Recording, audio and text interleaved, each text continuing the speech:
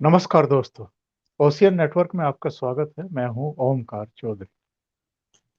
पूर्वी लद्दाख में करीब करीब 9 सवा 9 महीने के स्टैंड ऑफ के बाद चीन की सेनाएं उल्टे पांव वापस लौट रही हैं और उन्हीं जगहों पर लौट रही हैं जहां से चल करके आगे आई थी। और भारत की डे वन से यही शर्त थी कि जितने भी इलाके हैं उनसे चीन की सेना वहीं जाए जहां अप्रैल 2020 पर थी। वो क्यों आगे आई थी, उसकी नीयत क्या थी? क्या भारतीय फौज को आजमाना चाहती थी, भारत सरकार को आजमाना चाहती थी, या दूसरे कारण थे? इन कारणों में जो हमारी दौलत बेग ओल्डी वाली रोड है, जो इंफ्रास्ट्रक्चर है, इसके अलावा पाकिस्तान के कब्जे वाला जो जम्मू कश्मीर का इलाका है, जो गिलगिट और बाल्टिस्तान है, उसको कहीं भारत वापस ना ले ले, इसलिए एक टेंशन क्रिएट करिए पूर्वी सीमा पर। कई तरह की बातें हम लोग अतीत में भी कई बार डिस्कस कर चुके हैं, और जिनसे डिस्कस कर चुके हैं वो मेरे साथ जुड़े हुए हैं। बहुत ही जाने माने सेना अधिकारी रहे हैं, टेरिटोरियल आर्मी के चीफ रह चुके हैं, इसी पूर्वी लद्दाख में, पूर्वोत्तर में, घाटी में तैनात रहे हैं, बहुत अनुभवी हैं। उनको इन सारी सिचुएशंस की अच्छे तरीके से जानकारी है। जहाँ तक काउंटर टेररिज्म का प्रश्न है, अमेरिका से स्पेशल ट्रेनिंग लेकर के आए थे, और जो वार सिचुएशंस का उनको अनुभव है और जो उनकी कामयाबियां थी, उसके लिए उनको युद्ध सेवा मेडल से अलंकृत भी किया गया। तो ऐसे मेजर जनरल AK श्रीवास साहब जुड़े हुए हैं। श्रीवास साहब, आपका बहुत स्वागत है। मेहरबानी चौधरी साहब।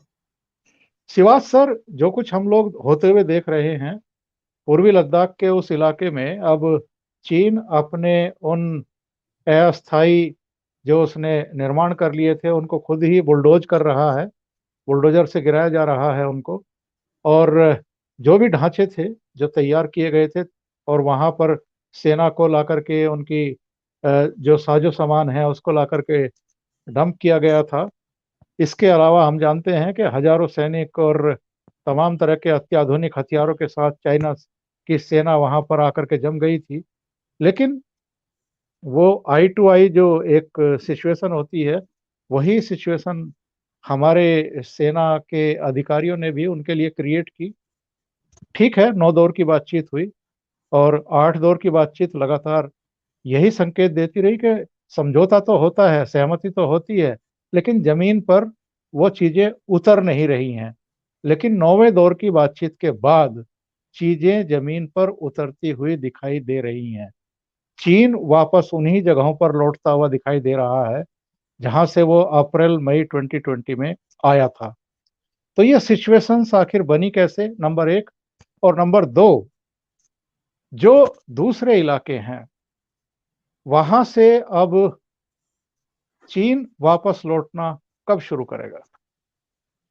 हाँ, बिल्कुल ठीक बोला चौधरी साहब। देखो, पहले तो ये शक व सवाल नहीं, जो अभी चीन वापस जा रहा है नॉर्थ ऑफ पंगैंगसो में, फिंगर 4 से लेके फिंगर 8 के ईस्ट में सिरजप जो उसकी परमानेंट बेस है वहां, ये तो बहुत बड़ी जीत है भारत की। क्योंकि देखो, हम बार बार ये कहता रहे यथास्थिति अप्रैल 2020, और उससे पहले चीन जो था सिरजप पे ही था, और वो फिंगर 8 से फिंगर 4 तक आता था। यूं तो उन्होंने सड़क भी बना ली थी 1999 में, जब भारत कारगिल युद्ध में एक प्रकार से फोकस कर रहा था। मगर ये सच बात है, वो फिंगर 4 तक आते रहे हैं। आज वो तैयार हो गए हैं वापस जाने के लिए सिरचप। और वो भी नहीं, उनके जो बंकर बनाए थे, उन्होंने संकर बनाए थे, एक प्रकार से पोस्टें बना दी थी, और कहीं ना कहीं हेलीपैड बना दिए थे, इलेक्ट्रॉनिक वॉरफेयर के टावर बनाए थे, उन सबको डिसमेंटल करके। और यह भी एक सच्चाई है कि 1979 के बाद चीन कहीं वापस नहीं गया। वियतनाम वार में जब इसको मुंह की खानी पड़ी थी, उसके बाद चीन चाहे साउथ चाइना सी में, ईस्ट चाइना सी में, और कहीं भी।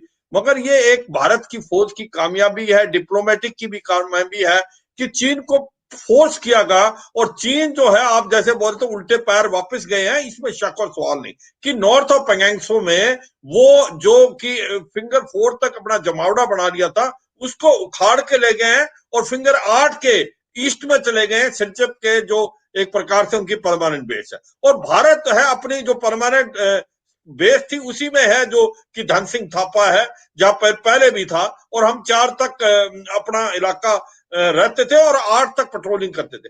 मगर अभी पेट्रोलिंग के लिए थोड़ा सा दोनों साइडों से कि ये लगाया है कि अभी नो पेट्रोल जोन होगा और आने वाले समय में इसको समझौता होगा और फिर पेट्रोलिंग। भारत पहले फिंगर 8 तक जाता था, वो फिंगर 4 तक जाते थे, वो कार्रवाई होगी। मगर ये सच्चाई है कि जो चीन फिंगर 8 से फिंगर 4 तक आ गया था, उसने अपना जमावड़ा बढ़ा लिया था, उसने बंकर संगर और अपनी हेलीपैड बनाए, उनको बिल्कुल उखाड़ के और वो वापस चला गया। ये एक बहुत बड़ी जीत है भारत की फौज की, भारत की डिप्लोमेसी की और भारत के एक पॉलिटिकल लीडरशिप की। और ये हुआ कैसे, जी इसको जी। समझना पड़ेगा चौधरी साहब। इसमें कोई शक और सवाल नहीं, किसी वजह से चीन जो है मई और अप्रैल के एंड में लद्दाख में 3 डिवीजन से ज्यादा लेके आ गया और उसने सोचा था कि ऐसे में, क्योंकि जब पूरा वर्ल्ड कोविड-19 में उलझा हुआ है और ये भारत में इलाके में आएगा, स्पेशली एक्साइटिंग वाले इलाके में, और भारत चुप रहेगा और वो उसके बाद प्रेशराइज कर देगा भारत को कि वो क्लेम 1959 की माने। ऐसे में वो आया था और स्टार्टिंग में उसने भारत को कहीं ना कहीं सरप्राइज किया, इसमें कोई शक और सवाल नहीं। मगर भारत बहुत जल्दी संभला, 1 महीने के अंदर ही 3 डिवीजन के करीब अपनी फोर्थ लेवल वहां पर नियुक्त किया, वो एयरफोर्स से भी और आपके लैंड रूट से भी। और 1 महीने में ही आपने एक प्रकार से मिरर इमेज डिप्लॉयमेंट कर ली। आपके टैंक T-90, T-72, आपकी गने बोफर्स, आपकी M777 गन, एयर डिफेंस और आपकी एयरफोर्स भी वहां लग गई। 1 महीने के बाद आपकी स्थिति काफी मजबूत थी चीन के मुकाबले, मगर फिर भी आपस में जो था तनाव था। मगर जो हमने 29-30 अगस्त की रात को किया, वो एक प्रकार से गेम चेंजर है, वो फोर्स मल्टीप्लायर है कि हमने बिना चीन के पता लगाए उनके सैटेलाइट को भी माफ कर दिया, ड्रोन भी थे उनके, उनके इलेक्ट्रॉनिक डिवाइसेस थे। उसके अलावा होते हुए भी हमारी स्पेशल फोर्सेस जो है उसने जाके क्लास रेंज को पकड़ लिया। और क्लास रेंज जो है एक बड़ी अहमियत है, क्योंकि क्लास रेंज जो साउथ ऑफ पेंगेंगसो में है वो चशूल मोल्दो बाउल को डोमिनेट करती है, जिसके अंदर रिचिंगला रिचिंगला, मगर हिल, गुरंग हिल और स्पांगुर गैप है। ये भी आपको बताना चाहिए चौधरी साहब, स्पांगुर गैप है उससे ही चीन 1962 में आया था। आज स्पांगुर गैप हमारे कब्जे में है और उसके अंदर हम क्या है कि हम चीन में जा सकते हैं, चीन भारत में नहीं आ सकता। और भारत जो है उसकी जो सप्लाई लाइन है जो चशूल मोल्दो बॉल में आ रही है उसको हम डोमिनेट करते हैं, और कहीं ना कहीं हम G219 जो हाईवे है लासा से लेके सिंगजांग प्रोविंस तक उसको भी हम कट कर सकते हैं।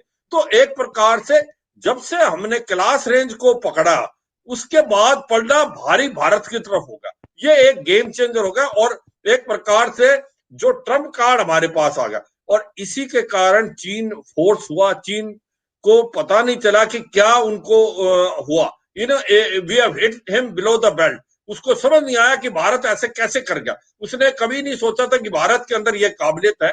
तो ये भारत की फौज की काबिलियत है कि जो हमने 29-30 को अगस्त को किया उससे सारा गेम पलटा बदल गया।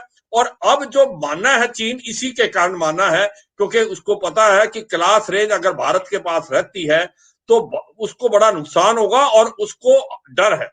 तो इसलिए वो एक प्रकार से जो है गिव एंड टेक के लिए माना। और ये सच्चाई ये है, ऐसे में निगोशिएशन में विन विन सिचुएशन होती है, कुछ देना कुछ लेना। और ऐसे में भारत को भी बहुत मिला है कि फिंगर 4 से फिंगर 8 में आपने चीनियों को भेज दिया है जो कि सोच नहीं सकते थे जब चीन आ जाता है। तो हमने बहुत कुछ पाया है और चीन गया है, और ऐसे में हम क्लास रेंज जो है हो सकता है क्योंकि थी तो हमारे इलाके में, तो हम उसको अभी वहां से वेकेट करेंगे। मगर इसका मतलब ये नहीं कि हम वहां से चले जाएंगे, हम अपने जो फोर्स लेवल है वो चशुल बाउल में रखेंगे। अगर कहीं ऐसी सिचुएशन आती है, हमारे टैंक्स है, हमारी आरटी गन्स है, हमारी इन्फेंट्री है, बड़ी जल्दी दोबारा आ सकती है। तो ऐसा भी है कि हमने जो कि साउथ ऑफ पेंगेंगसो और नॉर्थ ऑफ पेंगेंगसो में जो कार्रवाई की है, मुझे लगता है दोनों देशों के लिए विन विन सिचुएशन है, शांति के लिए ये बहुत जरूरी था और ये किया। अब इसके बाद ये है फेज 1 में, जब फेज 1 की कार्रवाई खत्म हो जाती है, उसके 48 घंटे के बाद फिर बात होगी बाकी जगहों में फ्रिक्शन पॉइंट है, वहां पर जो एक प्रकार से डिसएंगेजमेंट फेज मैनर में। और एक बड़ी अच्छी बात है, यहां पर जो कार्रवाई हो रही है, हम पहले उसको ट्रस्ट करके वेरीफाई कर रहे हैं। इसका मतलब जी। डिसएंगेजमेंट जो हुई है, उसको हमने ड्रोन से भी चेक किया है, सैटेलाइट से भी किया और फिजिकली भी किया है, और चीन ने जो कहा था वो किया है, इसमें शक और सवाल। अब फेज 2 में आपका है, एक तो आपका हॉट स्प्रिंग है, उसके बाद आपका गोगरा है, उनके अंदर भी फ्रिक्शन पॉइंट है, बड़े नजदीक हैं दोनों देश की फौजें, वहां पर भी बातचीत चलेगी। और सबसे इंपॉर्टेंट है डेप्सांग का, और ऐसा लगता है जब बातचीत होगी वहां पर भी कोई ना कोई सोल्यूशन निकलेगा और दोनों देश निकालेंगे, क्योंकि मुझे लगता है अभी मन बना लिया है चीन ने भी, वो भी शांति चाहता है, भारत भी, क्योंकि भारत के क्लास रेंज के बाद चीन को भी समझ आ गई है कि भारत बदला हुआ भारत है, भारत 2021 का भारत है, और भारत ईंट का जवाब पत्थर से देगा। तो इस बात समझ के वो उसने अपना मन बना लिया वापस जाने का। और शिवाज साहब, बहुत लोग हैं हमारे देश में जो केवल सियासी लाभ लेने के लिए कई बार भारतीय सेना के पराक्रम और उसके शौर्य की भी अनदेखी कर देते हैं और गलत बयानी करते हैं। शायद उनको जो जमीनी हकीकत है उसकी पूरी तरीके से समझ भी नहीं होती है। उन जिन चोटियों के नाम आप 3 सेकंड 4 सेकंड में ले लेते हैं क्योंकि आप वहां तैनात रहे हैं, उन चोटियों के नाम भी इन लोगों को पता नहीं होंगे, फिर भी ये इस तरह की टिप्पणियां कर देते हैं केवल सियासी फायदे के लिए। इससे सेना के मनोबल पर किस तरह का असर पड़ता है, और भारत के बाहर जो दूसरे हमारे दुश्मन देश हैं उनको किस तरह का मैसेज जाता है? देखो, बहुत ठीक बोला आपको। ये एक स्थिति बड़ी कॉम्प्लेक्स है, नाजुक स्थिति है, और भारत के सभी पार्टीज को मिलकर काम करना चाहिए, क्योंकि देखो जो हमने प्राप्त किया है बड़ा मुश्किल से ये कार्रवाई है, भारत की फौज की विजय है, भारत की पॉलिटिकल लीडरशिप की विजय है, और भारत की डिप्लोमेसी की विजय है। देखो ये जो 9 राउंड की मीटिंग हुई है, ये हमने लग रहा था कि कोई खास इसमें सोल्यूशन नहीं मिल रहा, मगर धीरे धीरे बात बढ़ रही थी, और कहीं ना कहीं बैकडोर डिप्लोमेसी ने भी बहुत रोल प्ले किया। जो एससीओ मीटिंग में आपको देखो कि साइड लाइन में जहां पर आपके minister of external doctor S Jaishankar गए थे, उनके काउंटर पार वांगई से मिले थे, वहां पर भी कुछ न कुछ बात हुई है। तो ओवरऑल जो पैकेज आया है, मुझे लगता है दोनों देशों के लिए बिल्कुल ठीक है, और हमें सोच समझ के बातचीत करनी चाहिए। ये देखो, इसके अंदर ये तो हो नहीं सकता आपको सब कुछ मिले दूसरे को कुछ ना मिले। ऐसी डिप्लोमेसी में गिव एंड टेक है, आपको भरोसा करना पड़ेगा, मगर भारत अभी फूक फूक के चल रहा है, और इसमें कोई शक और सवाल नहीं। जब हमने डोकलम में चीन को 73 दिन बिल्कुल आंखों में आंख देख के किया था, तो चीन को पता है कि भारत जो है मानने वाला नहीं है, और भारत की सिचुएशन बड़ी अच्छी थी, और हम बिल्कुल डिप्लॉय थे, और हमारा जो स्टॉकिंग करनी थी, और चीन को ये मालूम है कि ये गिव एंड टेक है, और मुझे लगता है कि इसके अंदर जो कार्रवाई हुई है दोनों देशों के लिए अच्छा है, मगर भारत के लिए ज्यादा अच्छा है, जो भारत ने उसको पुश कर दिया फिंगर 4 से फिंगर 8 में जाने के लिए, जिसके बारे में हम बात करते रहे। अब बात आ गई कि क्या होगा देप्सांग के इलाके में। ये मुझे लगता है कि ये बैकडोर डिप्लोमेसी से बातचीत हो चुकी है, और इसीलिए हमारी जो डिप्लोमेट्स हैं और मिलिट्री कमांडर हैं, वो बड़े एक प्रकार से श्योर हैं, और वो ये जानते हैं कि चीन जो हमारे पेट्रोल पॉइंट 10 से 13 तक हमारे के पेट्रोलों को नहीं आने दे रहा, मुझे लगता है वहां भी सोल्यूशन निकलेगा, और चीन जो है पीछे जाएगा जहां यथास्थिति अप्रैल 2020 की। क्योंकि अगर ऐसा नहीं करेगा तो उसको ही नुकसान है, क्योंकि भारत अभी भी ज्यादा दूर नहीं है क्लास रेंज से। भारत के अंदर अभी भी ये काबिलियत है कि अगर जरूरत पड़े तो क्लास रेंज को दोबारा पकड़ सकता है। ये हमने अपने आप का एक डोर ओपन रखा है, और इसलिए मुझे लगता है देप्सांग से वो जाएगा। देखो, इसमें कोई शक और सवाल नहीं कि देप्सांग का इलाका हमारे लिए बहुत इंपॉर्टेंट है। हम चाहते हैं कि दोबारा यथास्थिति मेंटेन करे, क्योंकि वहां से अगर चीन रहता है तो वो डायरेक्टली जा सकता है नुब्रा वैली और साइचन ग्लेशियर में, और डीबीओ को भी पीस मिल में दे सकता है। और भारत जो है ये चाहेगा कि वापस आए, और मुझे लगता है वो मानेगा। क्यों मानेगा? क्योंकि क्लास रेंज से हम ज्यादा दूर नहीं है, हम दोबारा जा सकते हैं। ये कार्रवाई हमने रखी है, और डिप्लोमेटिकली मेरे को लगता है बातचीत पहले हो चुकी है, एक कॉम्प्रिहेंसिव पैकेज हो चुका है, बैकडोर डिप्लोमेसी हो चुकी है, कि चीन ने ये मानना है कि अगर कुछ चाह लेना कुछ देना, क्योंकि ये दोनों के लिए विन विन सिचुएशन है। अगर वो क्लास रेंज से भारत गया है तो उसने फिंगर 4 से फिंगर 8, जो कि कभी कोई सोच नहीं सकता था, चीन ने किया है। और लगता है गोगरा और आपका हॉट स्प्रिंग और देपसांग से भी वो कमिटमेंट मानेगा, और मुझे लगता है कि इससे सिचुएशन में काफी फर्क आएगा, दोनों के देश के बीच में शांति आएगी। और एक बड़ा रीजन और भी है, अब चीन नहीं जी चाहता कि ऐसा कुछ करे जिससे उसकी ये एक प्रकार से छवि और खराब हो, क्योंकि अभी जो कोविड-19 में इसने साउथ चाइना सी, ईस्ट चाइना सी, कहीं ना कहीं हांगकांग के साथ, ताइवान के साथ, और कहीं ना कहीं सिंगजांग प्रोविंस में, तिब्बत में, तो अभी उसकी छवि बहुत खराब हो गई थी।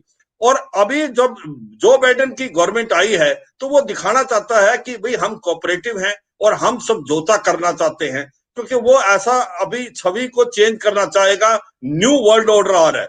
तो ऐसे में चीन, मेरे को लगता है जो चीज उसने प्रॉमिस की है, और भारत जो है ट्रस्ट कर रहा है, पर ट्रस्ट कर रहा है वेरीफाई के साथ। ऐसा नहीं है कि हम आंख मीच के ट्रस्ट कर रहे हैं, हम हर चीज को फूक फूक के चल रहे हैं। और ऐसे में जो बात हो रही है उसके अंदर महत्व है, और चीन वापस जा रहा है, और चीन ने दिखा दिया है कि इस बार वो सीरियस है, और हम इसको वेरीफाई कर रहे हैं ग्राउंड पे। पहला एक स्टेप, उसको वेरीफाई, फिर दूसरा स्टेप, फिर वेरीफाई, और फिर तीसरा स्टेप, ऐसे कार्रवाई हो रही है। और भारत की स्थिति अभी भी मजबूत है, इसमें कोई शक और सवाल नहीं। हम अपने जो एक प्रकार से इनिशिएटिव है वो हमारे पास है। और श्रीवास साहब, मैं ये भी आपसे चाहूँगा कि आप ये जरूर बताएं कि 2017 डोकलाम 72 दिन दोनों सेनाएं आमने सामने खड़ी रही, चीन को वापस लौटना पड़ा। यहाँ भले ही 9 सवा 9 महीने लग गए, लेकिन चीन को फिर वापस लौटना पड़ा है। इन दोनों स्टैंड ऑफ का पूरी दुनिया में, केवल मैं पाकिस्तान की और पड़ोसी देशों की बात नहीं कर रहा हूँ, पूरी दुनिया में जो एक संदेश गया है कि भारतीय सेना ही है जो चीन को रोक सकती है, चीन को सबक सिखा सकती है, और चीन को खाली हाथ वापस लौटने के लिए बाध्य कर सकती है। आप बिल्कुल ठीक बोला। अभी अगर आप चीन की तरफ से देखें तो आप कहोगे कि चीन ने पाया क्या, कि चीन जिस प्रकार से आया था वो मई 2020 में, और सोचा था कि वो क्लेम लाइन 1959 की करने की कोशिश करेगा, मगर ऐसा तो नहीं हुआ, और उसको वापस जाना पड़ा। और आज जो आप पूरे वर्ल्ड में बात ठीक बता रहे हो कि भारत एक ऐसा देश है जो चीन की आंखों में आंख देखता है। साउथ चाइना सी में अभी तक नहीं गया, ईस्ट चाइना सी में नहीं गया, ताइवान को अभी भी वो प्रेशराइज कर रहा है, मगर उसने देखा ये बदला हुआ भारत है, इसके अंदर लीडरशिप मजबूत है, और इसकी मिलिट्री स्ट्रांग हो गई है। तो उसने 1900 जो कि आपको 1979 के बाद पहली बार यहां से गया है, और डोकलम में उसने देख लिया था कि भारत का रिजॉल्व 73 दिन तक हम उसकी आंखों में आंखें नजर डाल के रहे, और अंत में जबकि टेरिटरी भूटान की थी, फिर भी भारत ने कहा कि इनफ इज इनफ, हम आपको रोड नहीं बनाने देंगे जिस इलाके में, जो जामपुरी रीज में, जिससे हमारी सिक्योरिटी पे कोई प्रॉब्लम पड़े, क्योंकि उसको आप सिलीगुड़ी कॉरिडोर को डोमिनेट करते हो। तो चीन को मानना पड़ा था। और ऐसे में अभी भी अगर आप सोचेंगे इंटरनेशनली तो आप कहेंगे चीन को मिला क्या? चीन जो है आया था, मगर चीन को वापस पैर जाना पड़ा, और भारत एक ऐसा देश है जो उसको फोर्स कर पाया, क्योंकि भारत के अंदर ये काबिलियत है। चीन को मालूम है अगर कल लड़ाई होती है तो पलड़ा भारत का भारी है, भारत की फौज बैटल हार्डेंड है, भारत की एयरफोर्स का पलड़ा ज्यादा है, क्योंकि हमारी एयरफील्ड जो है वो लोअर हाइट में ज्यादा पे लोड ले सकती है, और हमारे क्वालिटी ऑफ एयर पावर बहुत अच्छी है। जैसे हमारे पास सुखोई 30 MKI, मिराज 2000, मिग 29, जगूर, उसके बाद आपके पास अपाचे अटैक हेप्टर, और रफेल आने से आपका बहुत ज्यादा वायु शक्ति। और सबसे इंपॉर्टेंट चीज है भारत की नेवी, जो कि एक प्रकार से इंडियन ओशन के अंदर मलक्का स्टेट में चोक कर सकती है, जो हम सी लेन और जो आपके सी कॉरिडोर है जहां से चीन का ट्रेड जाता है उसको ब्लॉक कर सकते हैं। तो ऐसे में चीन को ने समझ नहीं आई कि गलती तो कर दी, अब वापस कैसे जाए, और उसको वापस जाना पड़ा।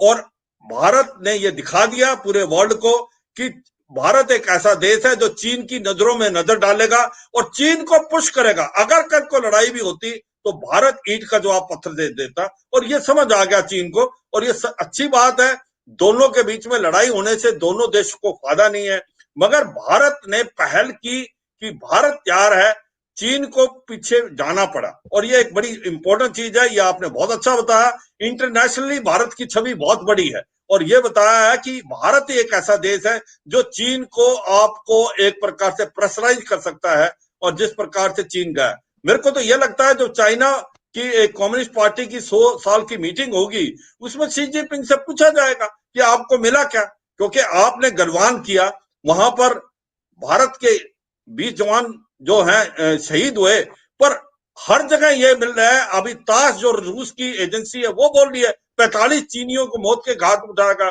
कहीं 100 की बात हो रही है। इसका मतलब चीन ने अपने पीएलए सोल्जर कम से कम 2 से 3 गुना ज्यादा भारत के जो शहीद हुए थे उनसे कैजुअलिटी हुई है, और उसके बाद भारत ने उसको फोर्स किया वापिस जाने के लिए फिंगर आर्ट से। तो ऐसे में यह सच्चाई है कि सारे वर्ल्ड में आपकी छवि बड़ी है, और ये समझ आया सबको, भारत एक ऐसा देश है जो चीन को प्रेशराइज कर सकता है और चीन को एक प्रकार से अपना जो शीशा दिखा सकता है कि भाई अगर आप ऐसा करेंगे तो भारत बदला हुआ भारत है, ये 1962 का भारत नहीं, और भारत 2021 का है, और भारत के अंदर काबिलियत है कि ईंट का जवाब पत्थर से देगा। और जनरल साहब, मेरे नज़र में शायद 3 बातें और हुई हैं।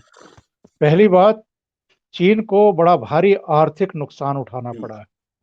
नंबर 2, भारत ने अपनी रणनीतिक, सामरिक और अगर युद्ध की नौबत कभी भविष्य में भी आए तो उसकी तैयारी कर ली है।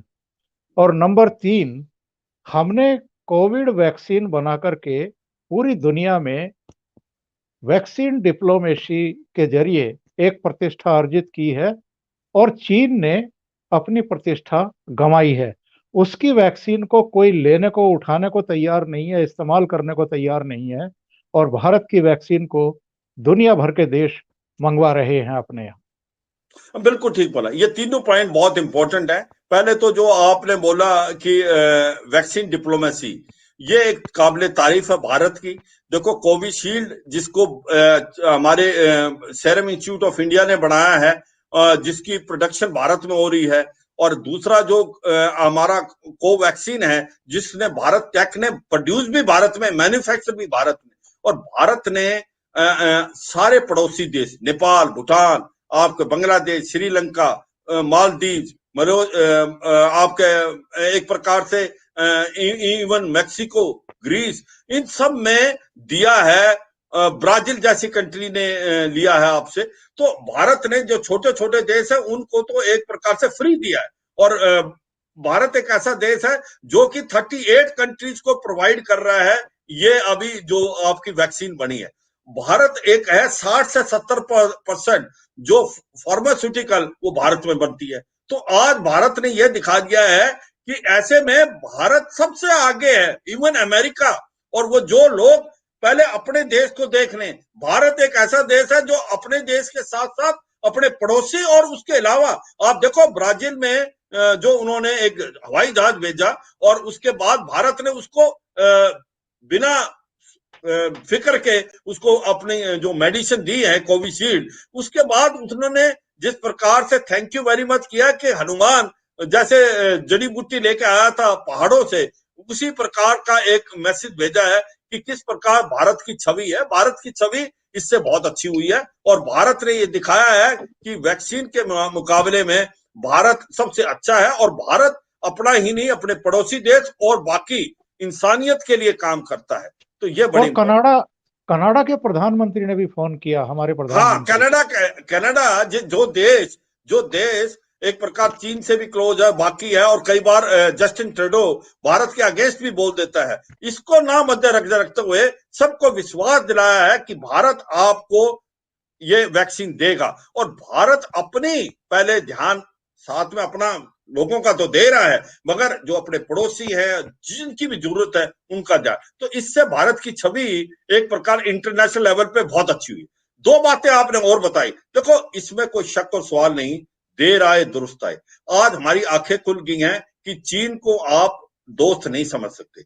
आपको जो फोकस था, हम चीन पाकिस्तान की तरफ ज्यादा ध्यान देते थे, लगता था पाकिस्तान जो है एक प्रकार से लड़ाई कभी भी हो सकती है, मगर ऐसे में अभी आपने सोचा है जब तक ये लाइन ऑफ कंट्रोल रिजॉल्व नहीं होता है, आपका लद्दाख से लेकर अरुणाचल, आपको स्ट्रांग होना पड़ेगा, इंफ्रास्ट्रक्चर डेवलप करना पड़ेगा। और अब हम पूरा ध्यान देंगे इसके लिए, रोड, आपकी कैपेसिटी बिल्डिंग, और लगता है अगले 5 से साल में आप बिल्कुल उनके बराबर हो जाओगे। तो ये एक अच्छा बात आई।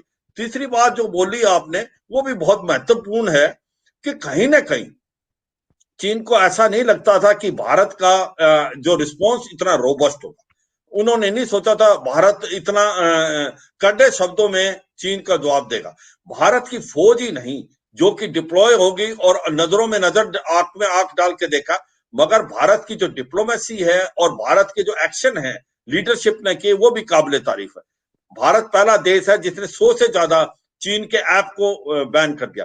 टिकटॉक जैसे जो $3 बिलियन है उसका नुकसान हुआ, और भारत का जो ट्रेड है $80 बिलियन वो घट के कहीं 65 के करीब आ गया। भारत जो इतनी बड़ी मार्केट देता था वो एक प्रकार बाइकआउट कर दिया चाइना गुड, उससे चीन को बड़ी ठेस पहुंची।